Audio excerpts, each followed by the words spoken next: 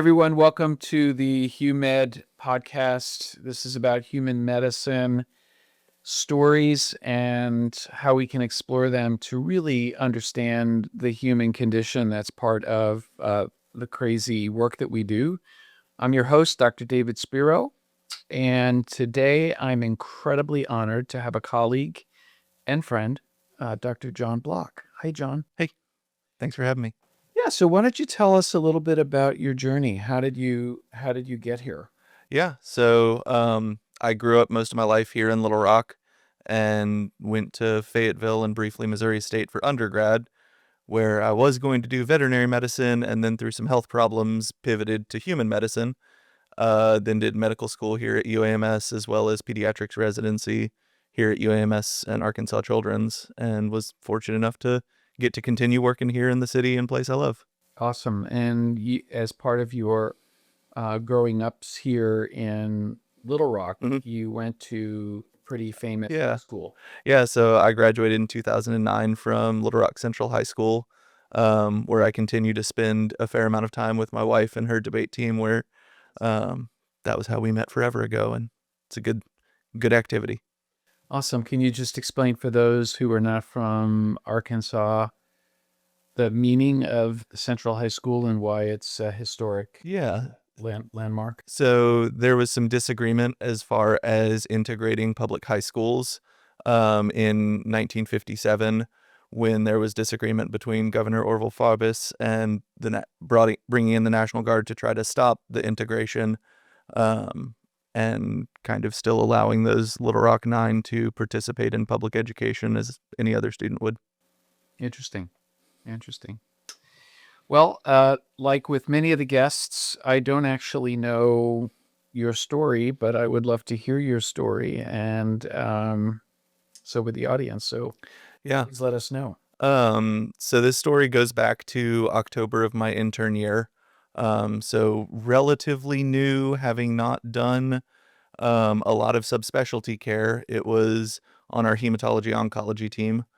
Um, and that whole rotation, but in particular my interactions with this patient, kind of set the stage for the kind of care that I wanted to give in the future. So this young lady, The reason why is that oftentimes, for those of you that are early learners or not in medicine, there are different decisions along the way, right? I mean, in medical school, part of medical school is learning to become a doctor, but also figuring out what broad specialty you want to pick: pediatrics, OBGYN, surgery. right? But then while you're a pediatrics intern and resident, you're also figuring out, do I want to become a general pediatrician and work out in the community? Do I want to specialize? So when you came to internship, you were undifferentiated. So when I came to intern year, I was actually planning on being a neonatologist because my son was born at 2 1/3 pounds and spent the first 2 months of his life in the neonatal ICU. Um, and I knew just enough as a second year to be terrified of everything going on. And people talked to me as if I understood the medical aspect, and having not ever done clinicals, I certainly didn't. But You yourself were a second year medical student, right, my son was, born 10 or 12 weeks early. yeah, he was 30 weeks. And so I would have my lectures down in the lecture halls, and then, other people would have their study groups, and I would go up to room 544 and study by the incubator. Wow. Well, you and I have something in common that I didn't fully realize, in that my eldest son, Caleb, was born 9 weeks early, and he was a 3 pound, 8 ounce child. Yeah. And so spent 2.5 months in the NICU, mostly feeding and growing. Yeah. That was fortunately our experience as well. He was on oxygen for a month, but then it was just get bigger, little guy. Awesome.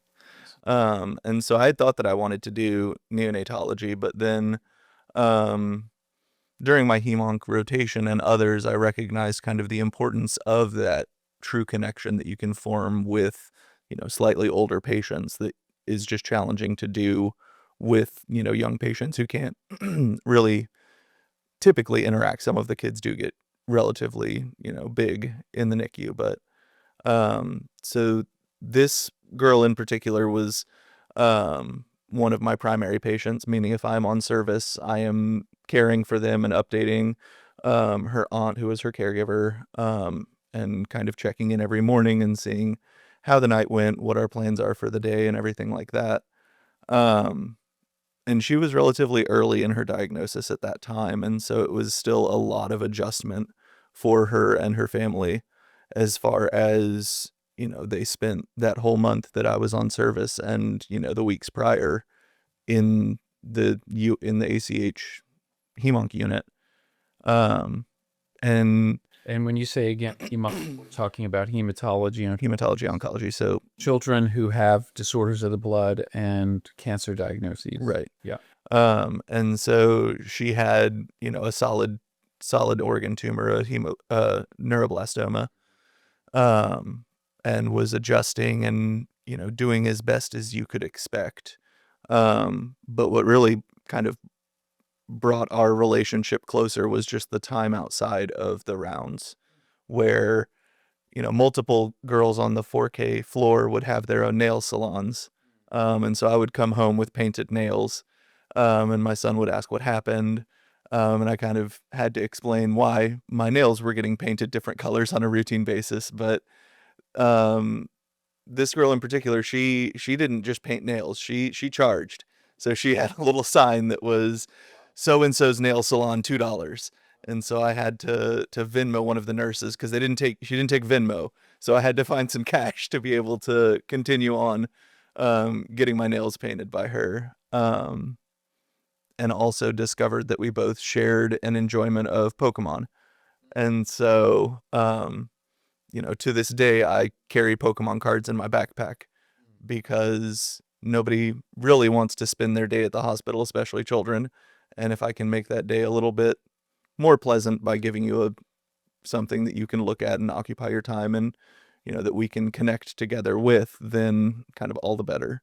What inspired you? Because obviously this was not part of medical care. This was something else in terms of your engagement with this child. What was there something special about her or about the situation that made you want to spend extra time with her getting your nails painted?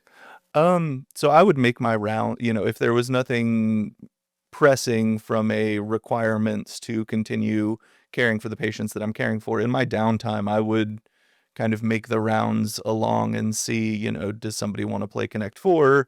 I just got my nails painted over here. Do you want to do a second coat or, whatever the case would be? And it was just, otherwise I was sitting there, I don't know what, studying for my ITEs or, doing other things that I could be doing at home. Whereas I had kind of a unique opportunity to form some pretty meaningful connections. ITE being In training exam. Yeah. So are you on track with where you need to be as a learner type exams? you in which you complete every couple months or So I think they've advanced it to twice a year. It was once a year when I was in training. yeah. So tell me a little bit more. So how did things develop with this particular? Yeah.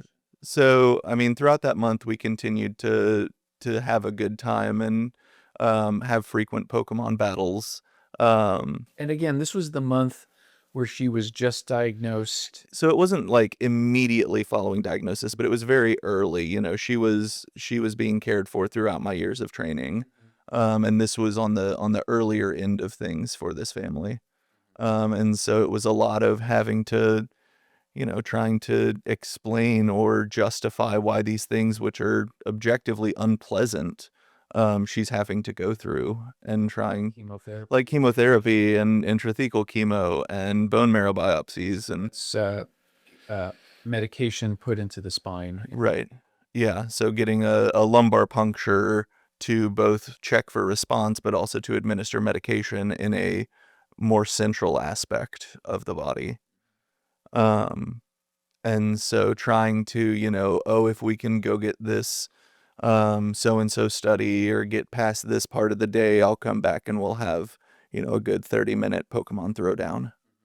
Um, and I only did 1 month of HEMONC in training, and so that was really where the most of my contact with this patient was. But kind of as I advanced in my training, you start managing those patients on nights, on kind of call shifts and such. So I would still, notice them, notice her being in the hospital and kind of checking in from time to time throughout my training.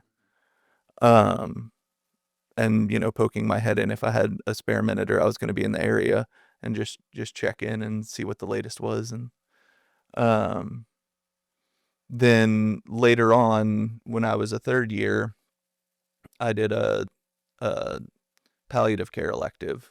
So kind of an elective targeted towards those later down the line, end of life type discussions that would be had between, very, very ill children and their caregivers and the care team, to try to see, what are our goals for the next so many weeks, so many months. What is the goal of care? Right, because part of the work that we do is obviously we work as physicians and nurses and a healthcare team to make the right diagnosis. Part of what we do is also to treat pain and suffering. Right. And so, while I'm not an oncologist, palliative care really is addressing some of those end of life issues that come up, and how to formulate a plan to support children, to minimize pain and suffering. Right. Is that Yeah, yeah. It was largely targeted around, you know, the outlook at that point. She had had some recurrences and complications, and at that point there was not thought to be a stellar path to recovery. And so then the discussion becomes, what do we want that would be best for her? And kind of how can the care team make that as in line as possible? Many families would opt to be discharged from the hospital and have that time be at home. Other families, you know, would remain in the hospital or otherwise have different discussions with the palliative care team. Um, and so on that elective, I knew that there was going to be a family meeting coming um, with this patient and their family. And I remember I was applying to other jobs and had, before this family meeting was scheduled, I had a flight out to interview at a different hospital for an attending position. Um, and so, I wasn't going to be able to be there. And that was really, really challenging, but it was also really powerful whenever I got back, because one of my co-residents was also on the rotation. And when I got back, he told me that one of that aunt's first discussion points about the care provided for her niece at Arkansas Children's was the time that we spent playing Pokemon cards together. Mm. And in some manner, I almost would feel as though if I was in the room, it would have been more like forced and not as natural of a, like, that was a meaningful experience. And so to hear that that was kind of early on in the list of kind of meaningful experiences that both this family and this patient had with the entirety of the healthcare system across a number of years while this patient was being cared for at Arkansas Children's, really, really meant a lot to me. As far as, I was not making subspecialty advanced medical decisions for this child. I was, helping make sure that things were done on a day-to-day basis that needed to be done, but that I was able to make a meaningful impact in a not medically prescribing things or treating, but in a more treating of the person who has to be in the hospital for weeks, months at a time. Yeah. Well, well, first of all, thank you for sharing that story. It's very impactful, and impacts me as well. on a very core level. What's really interesting, it's come up in a couple of other episodes in different ways, is, and full disclosure to the audience, John, Dr. Block now works with us in the emergency department as a provider and as an attending physician. And we're really fortunate to have you as part of the team. And I'm now feel even more fortunate after this story to have you as a partner and a colleague. But what's really interesting as I reflect on my shifts when I work is that it is not necessary. I get the most gratification not from making a diagnosis, but I get the most satisfaction around meaningful interactions with the family. So an example of that is anytime a child comes in cardiac arrest, they come in dead and CPR is in progress.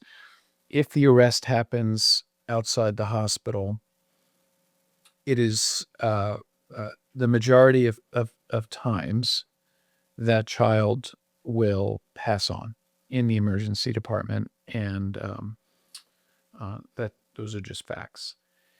And so we do all this medicine. We're doing CPR. We're giving advanced medications such as epinephrine and checking some lab work and doing all the things we need to do to try to resuscitate a child.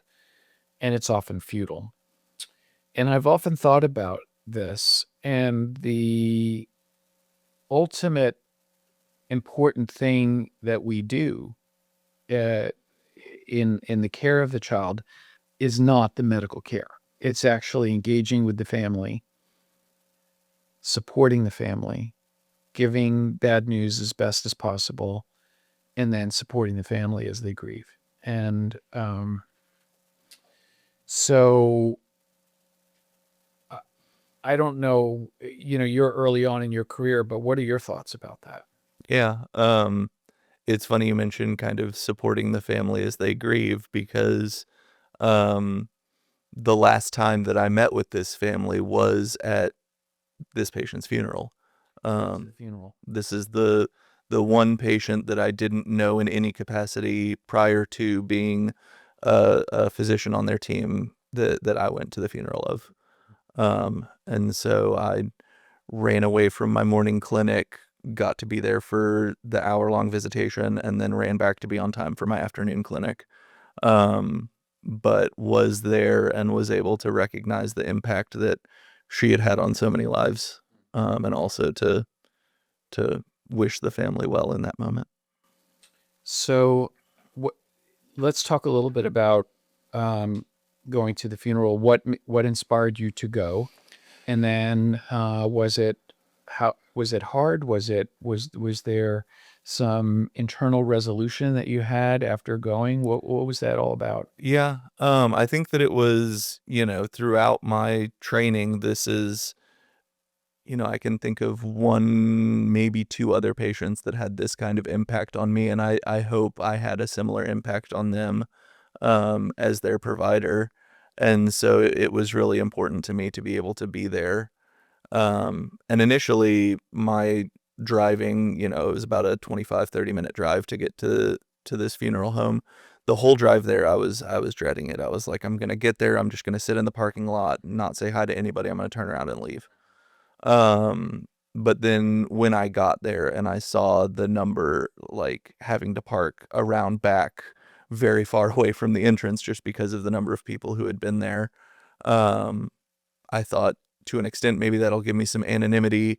But then also seeing the the caregivers kind of light up when they saw me and recognized, that I had taken time out of my day to be there, and kind of seeing on some of the displays that they had, some of this patient's favorite Pokemon that we had kind of chatted about throughout our time together was made it at the end much more of a rewarding and cathartic experience than I had kind of hyped it up to be in my head en route there. I think the family appreciated that you came? I'd like to hope so. I think that, she was very thankful when she and I got to speak, kind of briefly in that moment. Oh, it's beautiful. We had an episode with Dr. Arnold a couple months back where he talked a little bit about grieving a child and had wished that he had the opportunity to engage with the family in a different way. Um, how do you take this experience? Because we're all learning in medicine in all different ways. We Mhm. learn about the medical care and how to give better medical care, but we also learn about how to be better providers in the way that we engage with each other. So for those who are early learners, what what what did this experience? How did it change the way that you practice medicine, especially the medicine you practice now, which is emergency medicine? Yeah. So, the recognition that the kids who are there are immediately scared. They're in an uncomfortable setting. Their parents have been showing signs of nervousness or apprehension because, whether or not that child knows it, something is not sitting right with the parents as far as how the child's acting. And so, kind of early on, trying to make it a welcoming environment. As far as sometimes the first thing I'll do when I enter a room is we have tablets set up and the kid will be watching something and I just like shuffle over. Oh, what you watching? Yeah, I'd stick around, but my boss would get mad if I kept watching Bluey with you. But that's a real good episode. And then get to talking to the family just to try to kind of make it a less, I'm here, I'm going to get a shot, like whatever that anxiety is, just to try to, that kid may well need blood work or lab work. And that's just, something that we would have to deal with, but try to make it more inviting and less of a scary place where they're engaged early on in the process.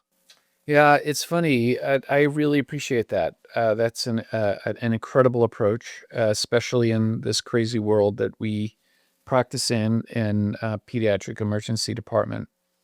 I try to do something similar, and what I try to do when I'm talking with learners is sometime during my visit, find out something that's unique and interesting about the child, and and engage with them about it. So recently, I had a child diagnosed with leukemia, a blood cancer, and I sat down and talked with him about, and he was 5. So we talked about what he wanted to be when he was grown up, and then he asked me what I wanted to be when I grew up, and we just had this like really nice engagement. And I don't do it for any other reason other than I believe that's when us as humans are connecting and we can sort of put the objective questions and things that we need to do to get through an interview and an exam. I find that brief moment, and it can be very brief, but it clearly tells the family that I care because I do. And uh, that to me, when I walk away from the shift, those are the things that I think about most. Um, that are most meaningful to me as a human being. Yeah. So I have a lot of those where, I jokingly tell parents I went into pediatrics because I'm a child, because I ask kids what they do for fun and they say video games. And, if they name a video game that I'm at all familiar with, we'll start talking in this foreign language to the parents and they're like, I'm glad somebody understands it. I think some of the hard things that I still grapple with is I grapple with the idea that sometimes interactions don't go well. And we will walk into a room and the patient, because it's busy and we're heading into busy season now, it's the end of October, they have waited for 3, 4, 5 hours in our front of the ER or waiting room, and they're frustrated, they're upset, and we walk in and managing hostility. I'm curious what your approach is when that happens, because we've all experienced this. How do you try to diffuse that when that happens? I will typically lead with something to the effect of either sorry about your wait, I'm so and so, I'm here to check in and take care of you, or I appreciate your patience. Kind of if I've been alerted by the nursing staff that this family has, reasonably so been kind of frustrated at the amount of time that it's taken, just go ahead and try to apologize or say, like, I appreciate you working with us. We're trying to get and see everybody that we can. So, as we're wrapping up, if you had to summarize sort of this experience and story, and you were here with a learner, uh, what are the takeaway, one or two takeaway points you'd have from the story?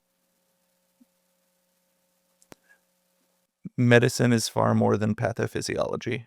Mm. Your ability to prescribe the correct pharmaceutical for the correct illness process and understanding the molecular basis for that disease is great and very important.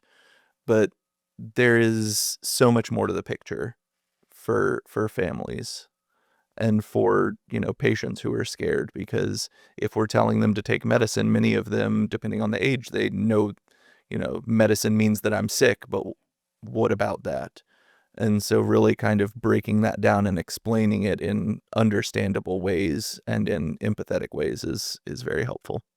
And it's a skill, and it's something that needs to be crafted and developed over time. Dr. John Block, thank you so much for coming to the studio today and being interviewed. Thank you for being a little vulnerable and sharing this story. And it was a real honor to have you on the show. I appreciate it. So for those of you who are watching, please subscribe on YouTube or wherever you get your podcast information. This is Dr. David Spiro for Human Medicine, HUMED, and we thank you for joining and look forward to seeing you at other episodes, which we'll be posting every 1 or 2 weeks. Thank you. Thanks for listening to HUMED with David Spiro, MD. If you like this episode, make sure you're subscribed on Spotify, Apple, or your favorite podcast platform. The video versions are also available on YouTube. Make sure you subscribe and hit the bell there so that you never miss a future episode.